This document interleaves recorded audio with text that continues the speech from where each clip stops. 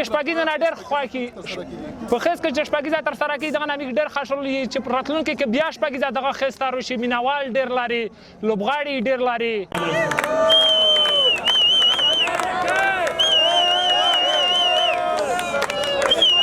کرکټبونونه مې دا غوښتنه ده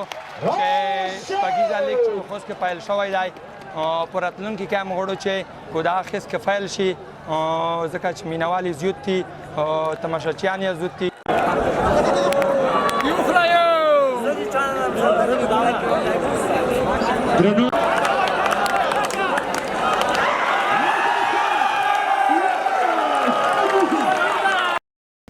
پژواک خبری اژانس د پیښو ریښتینې هنداره